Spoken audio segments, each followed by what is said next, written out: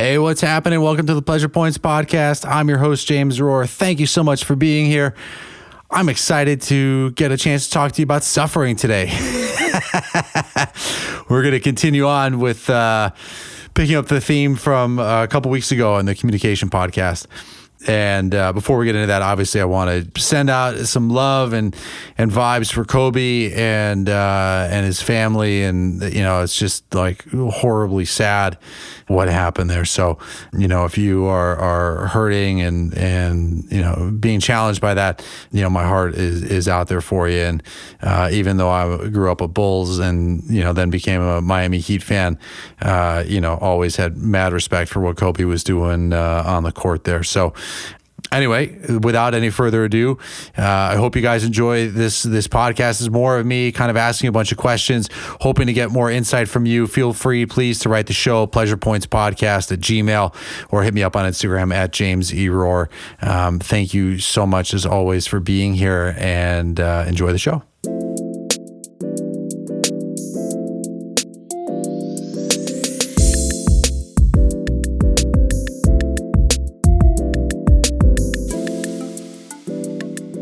I want to pick up this idea of suffering from a few weeks ago in the communication podcast. And I want to start by reading an email from one of the listeners, John. John wrote in, and he says, "Hey, was just listening to your podcast. Keep up the great work.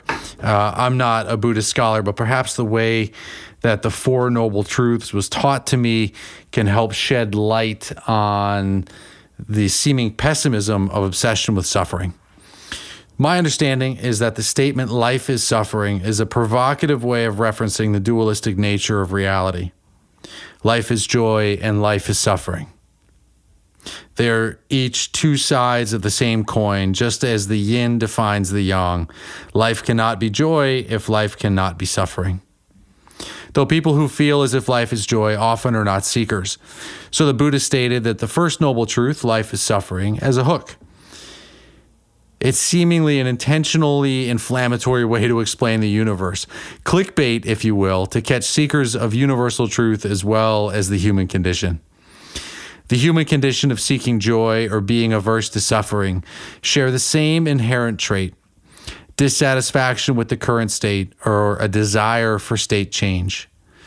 That is why the second noble truth is that desire is the root of all suffering. The fact that you are turned off or averse to the phrase life is suffering is itself evidence of your suffering." Well, fuck you too, John. The third noble truth is that your suffering can be alleviated by eliminating your desire. And the fourth noble truth is the method of doing so is to follow the eightfold path.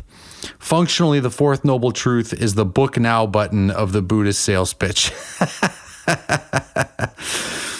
I do think people get caught up in the language too much. It's just the meager tool we have to try and communicate reality.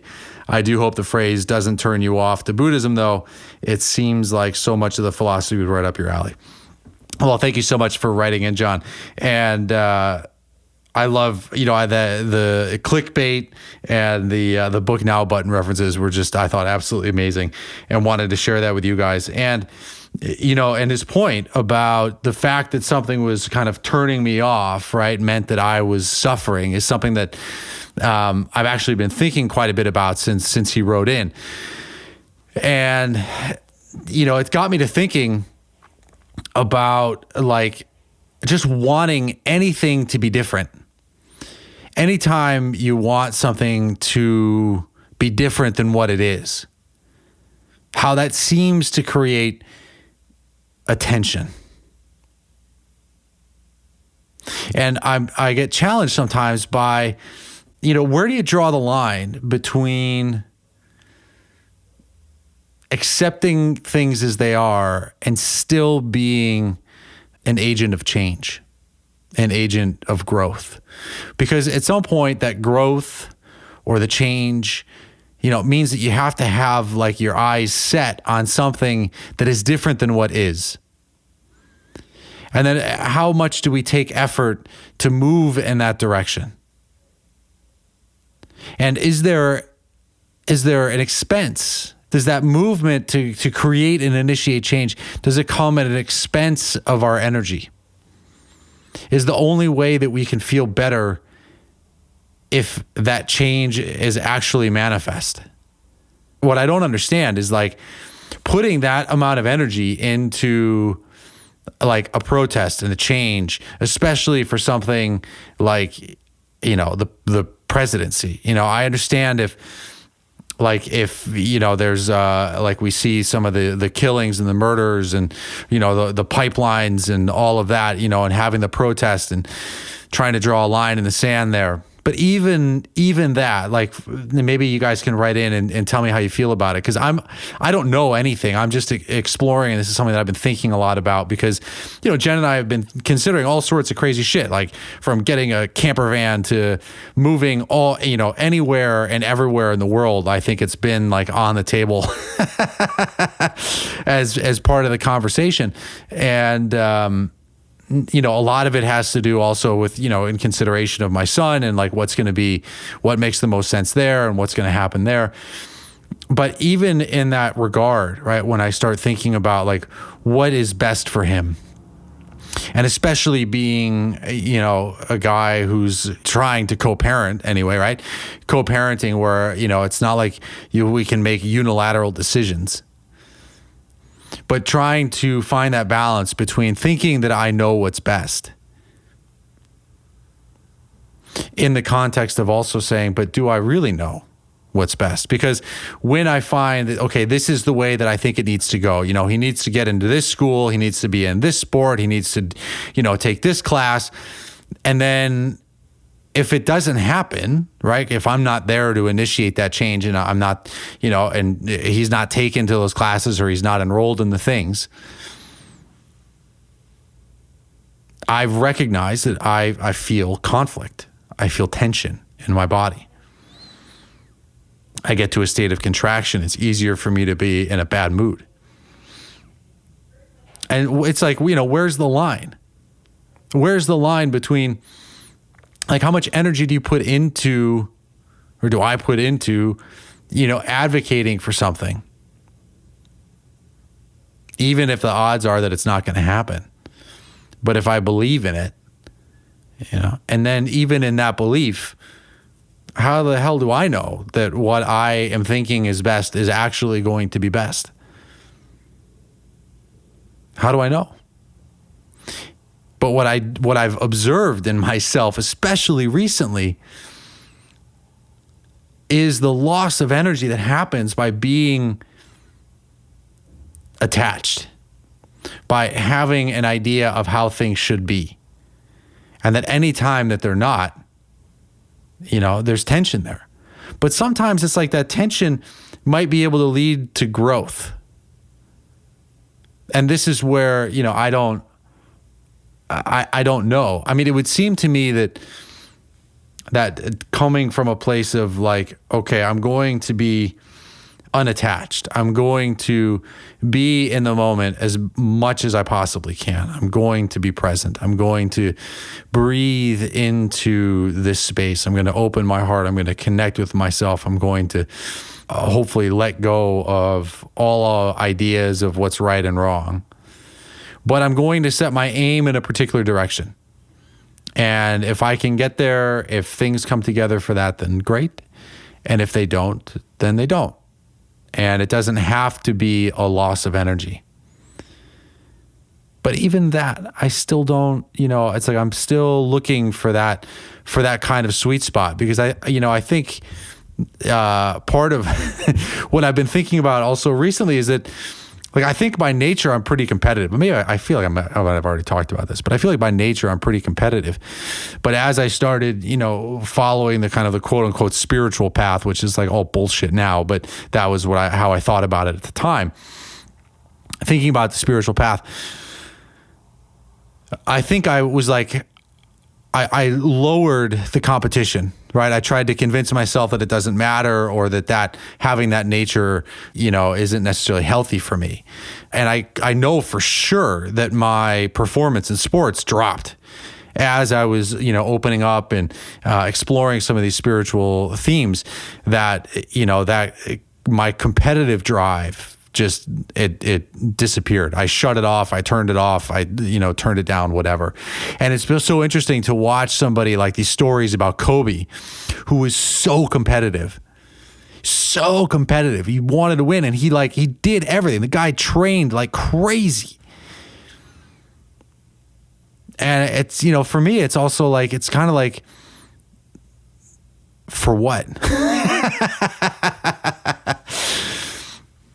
But, in his case, the for what is, he reached all of these people, right? Had a massive impact. People around the world are grieving this loss. But I wonder, did he have an approach? I mean, look, he had Phil Jackson as a coach, and so maybe there was like, he found some kind of sweet spot with the art of flow, and also, just like grinding competition and doing all of the work to win and to be the best. But there's kind of an attachment, right, to like having an outcome be a particular thing, as opposed to just simply observing and experiencing the moment. And this is something that I've been challenged by for a while, in the sense of finding that zone between flow and allowing, also being like a generator of an emotional state, or, someone who wants to create an outcome. And I suppose part of that is because maybe I just haven't found the outcome that just totally lights me up, where I'm like, this is absolutely the thing. Most of the things that I've done, they've been reactive. The move to New York was reactive. My wife at the time was like totally unhappy. So I was like, okay, fuck, we're going to go up here. We're going to I'm going to play the game and chase that carrot, that she cared so much about. And I was like, oh, whatever, I'm adaptable. Like, I'm going to be able to go anywhere. And it's like, I'm going to do great because that's what happens. I'm going to make it work. And, I know that about myself, that I'm going to show up and do the best that I can. And it, historically that's worked out well.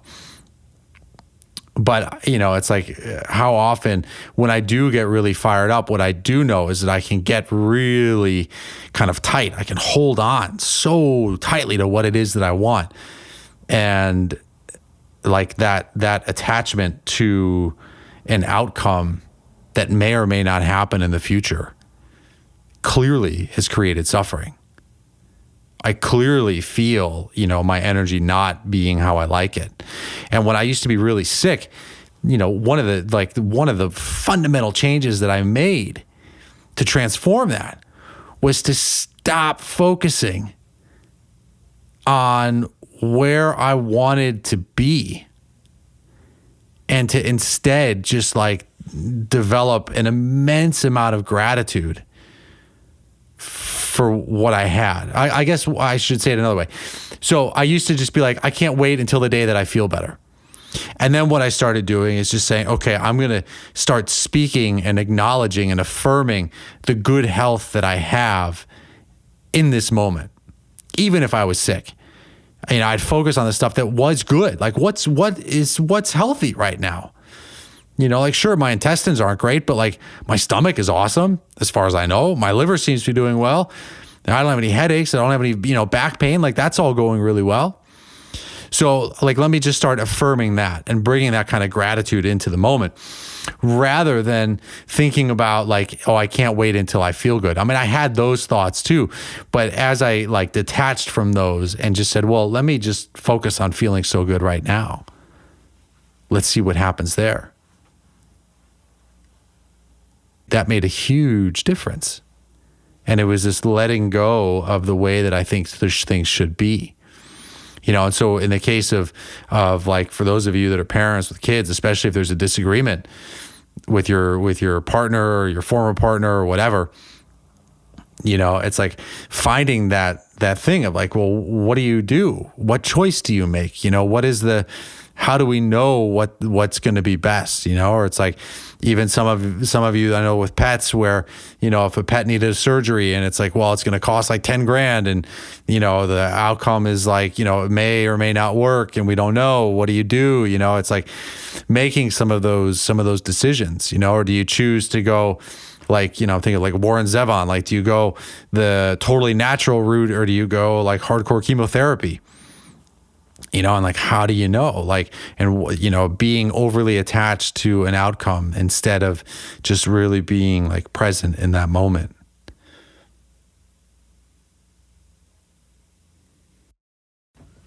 So part of like what I've done, and this happened, this all kind of came together years ago.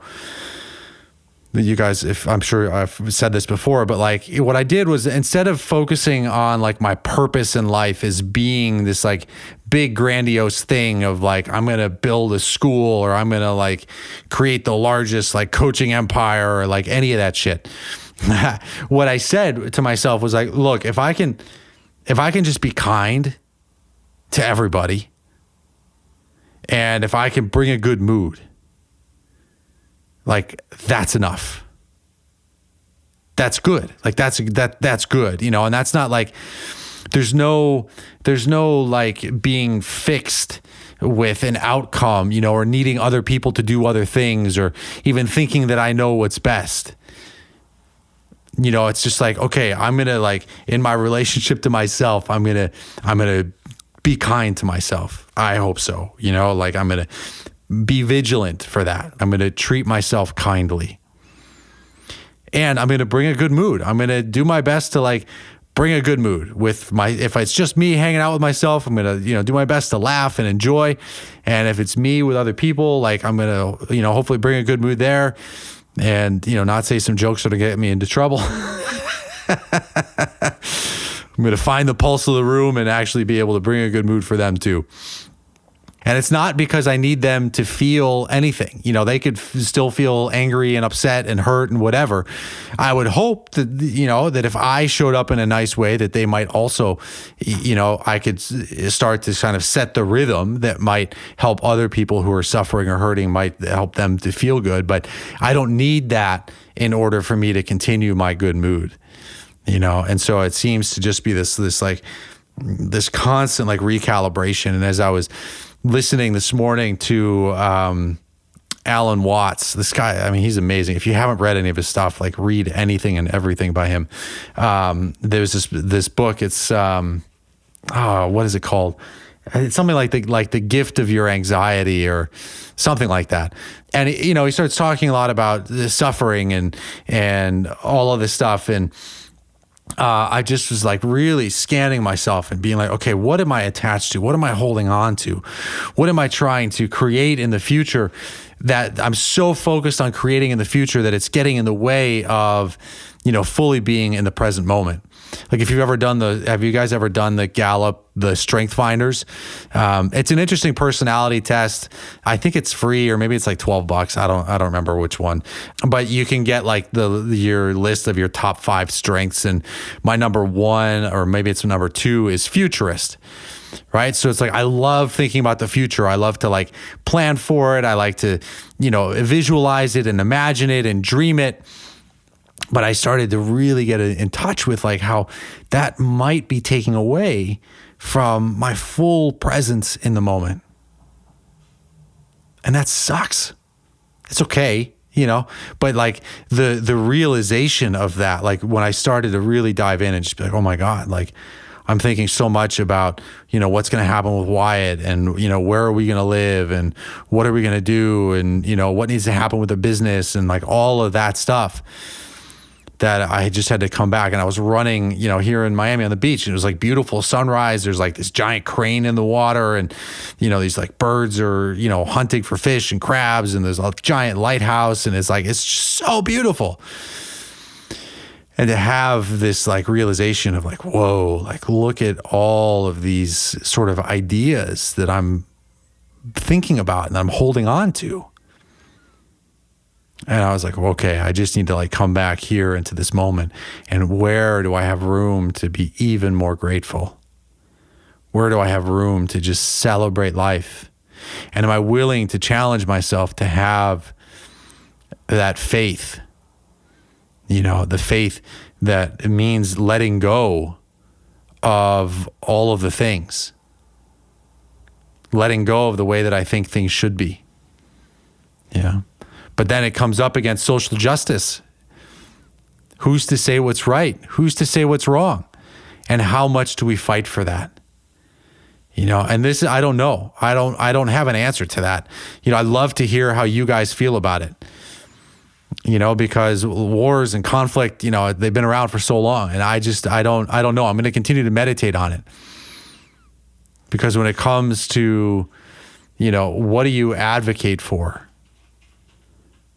I mean, Jenny and I are on the front lines of advocating for natural solutions, right? I've been an acupuncturist, a coach. We're using and loving and sharing the essential oils. We've got a goal to get the oils in 10,000 homes this year. It's a huge goal, but we're really focused on it. So we're advocating for that. And I don't normally feel any kind of conflict around it. That's one of the things that I've loved about the oils and about, my acupuncture career is it's like there's no metaphysical qualms. The oils are great coming from the earth. They're, bringing that energy in. It's natural solutions. Same thing with the acupuncture. We're stimulating your body to self-correct, helping your body to find homeostasis. I'm not selling mortgages to people that I know can't afford it. I'm not doling out pharmaceuticals that might kill people. Those are some things that I would have a hard time with. But even in being an advocate for natural solutions, it's like I'm still looking to find that sweet spot between where do you take a hard stand? Maybe that's the word. Maybe you don't take a hard stand. Where do you put that energy? How do you bring such a huge kind of belief and a knowing that this is what somebody needs to do? When the reality is who am I to know what they need to do? But what I am convinced of is that they're a phenomenal option for people that are looking to feel better, that are looking to come back to their essence and their true nature. But, it's I'm not somebody who necessarily is going to take a stand and to, camp outside your house for a week until you see the light. My teachers have always been hey, this is what's available. We've got mentoring, we've got ceremony, we've got options here. But, they're I'm not going to chase you down. I don't give a shit. Do what you want.